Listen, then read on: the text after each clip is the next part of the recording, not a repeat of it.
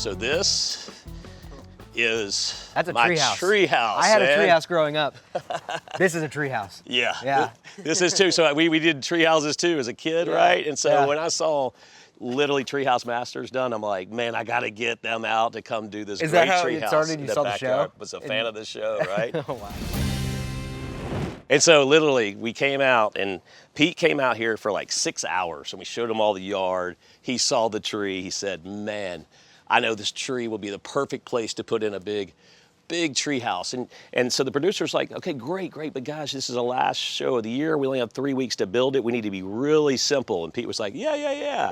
Producer left. He's like, what do you want, man? I'm like, man, I want to do like an Ewok bridge going across. I want to do several levels. I want a bedroom. I want a hangout room. I want to do all these towers and fun stuff. And he was like, yeah. He's writing all this down and going.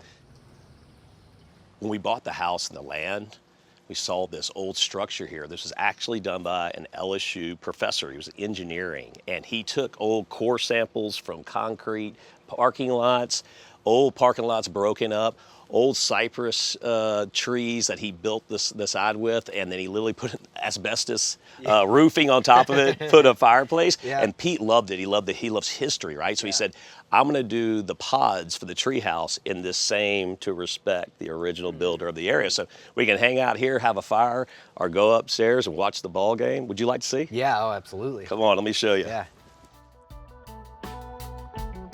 How about This it, is huh? spacious. Yeah.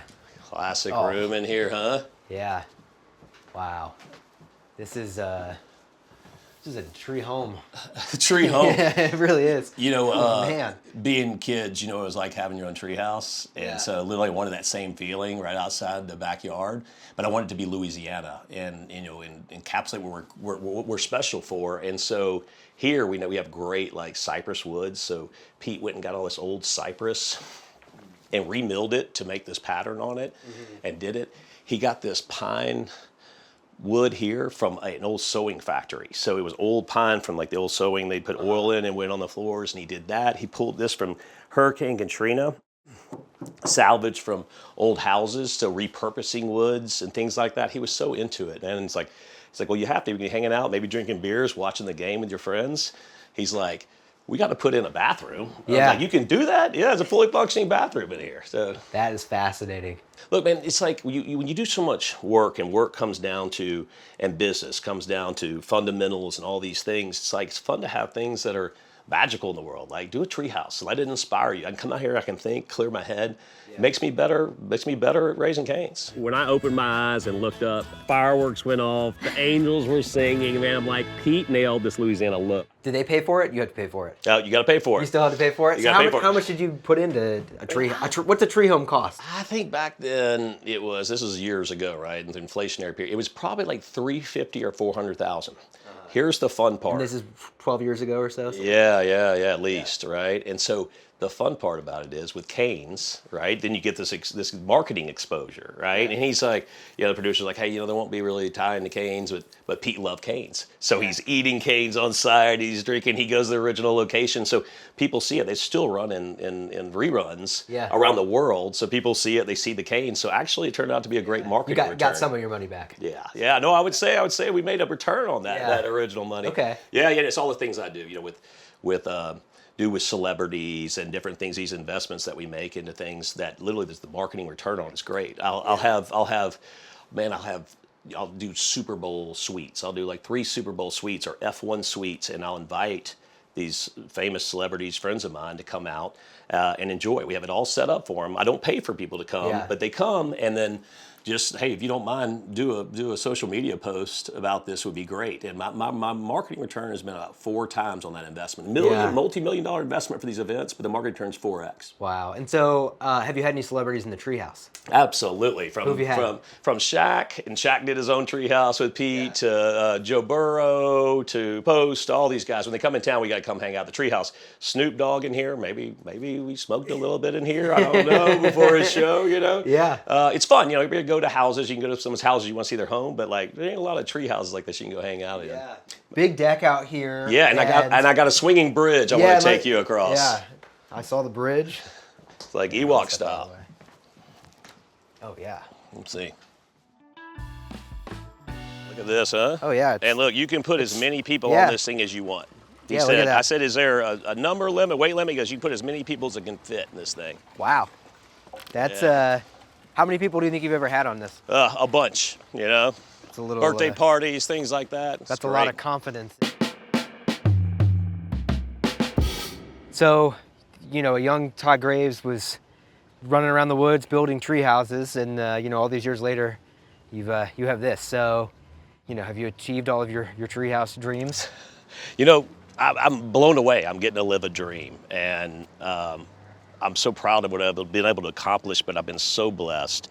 And I think what it really comes down to is I'm just grateful. I'm grateful for everything that I'm able to do. And because I'm grateful, that goes off of being grateful for my crew and my customers coming in to support us. And that's really what Cane's culture is all about. And I think you got to keep setting your dreams higher and higher, right? To keep going, keep growing, keep building, right? And so what we're able to give back now is small in comparison to what we can do in the future if we keep growing, right? So my dreams are just keep getting bigger and bigger, and that's going into a top 10 restaurant company in the United States, someday the world, and just keep going and just keep building and keep doing better things for people. I would imagine, you know, pulling out of your house every day and seeing this treehouse probably keeps you dreaming. It keeps me dreaming, man. Life's just too interesting too. There's other things like I literally just won a bid on one of Napoleon's hats.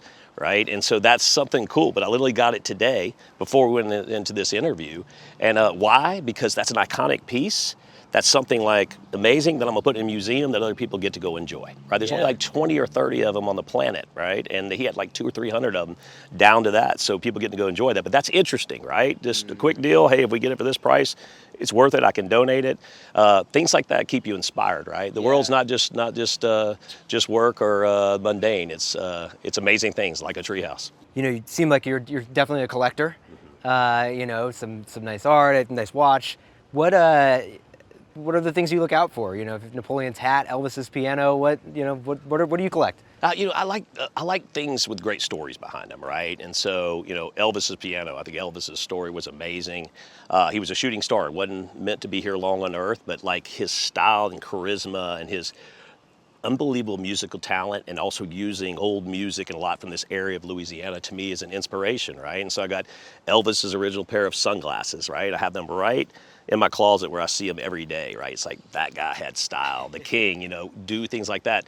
Do you ever wear them? Amazing things. Yeah. I'll pull them out. They're like my actually favorite thing I've ever collected. I have fun things like Indiana Jones's jacket from the Raiders of the Lost Ark. Actually has the drag marks when he's getting pulled behind. But that to me was, here's this archaeologist adventurer, right? So it's taking that adventure, being able to see that object, and then like apply it to business, you know, and that enthusiasm. And we're on an adventure. We're on this chicken finger adventure. Things like that. Star Wars original 1977 Stormtrooper helmets. Abraham Lincoln, I got the gloves the night he was shot. We're gonna put that in museums, you know, but those are like Abraham Lincoln, you know, the best president of all times, kept our country together, you know, things like that can inspire people. They inspire me, and then they get to inspire millions of other kids that are going to go through the museum and see that. Dinosaurs. I collect dinosaurs. I'm actually digging a dinosaur right now. How many dinosaurs do you have? I got several. One's right down the road at the museum here, a nice big Triceratops, but digging some pretty special dinosaurs. I got T-Rex heads, and the whole idea is to do something really cool like that, but then have other people enjoy it, right? Because when I was a kid, I saw dinosaurs in museums. I was like, wow, you know, what that inspires kids, you know, things like that keep people going. I got the world's biggest pumpkin this past Halloween. I got a pumpkin guy, and so they know I wanted the biggest. Of course you have a pumpkin guy, of course. There's a whole, don't we all? They got a whole community of them, you know. We found them originally on chat rooms, but having that biggest pumpkin, we put it up in Calabasas. They have a big festival there, and all these people come out, but I got the world's best carvers to come carve this amazing pumpkin. You know, it's just like 4 tons, whatever it was. It's a huge pumpkin. But that means kids can see that. Like the world can be special. You can learn to grow the world's biggest pumpkin. It's happening all around us. So if you have something incredible, you might be the guy. You might be interested in buying it. Yes. Wow. Put it up for sale. I'd love to look at it. Oh, who do we have here? Hey, Kane, come see, darling. Hey, this is the Kane. That's the Kane. Hello. Hey, sweetie. Hi. This is Kane 3. Kane III. I named the restaurant after the original Raising Cane, and so we kept the mascot going all these years, and she's the 3rd.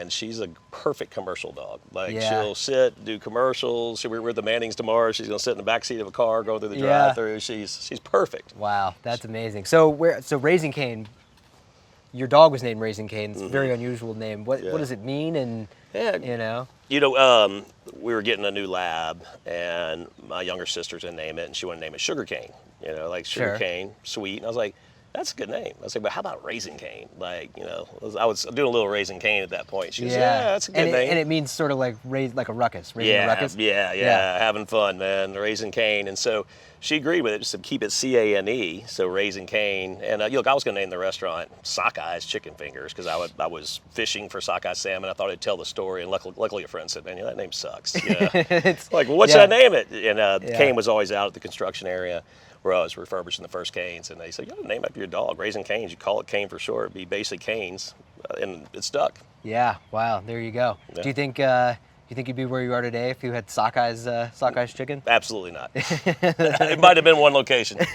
Wow. So you have a lot to thank. Absolutely. Lot to thank Cane for. Come on, let's go. Good girl. All right, come on. Good girl.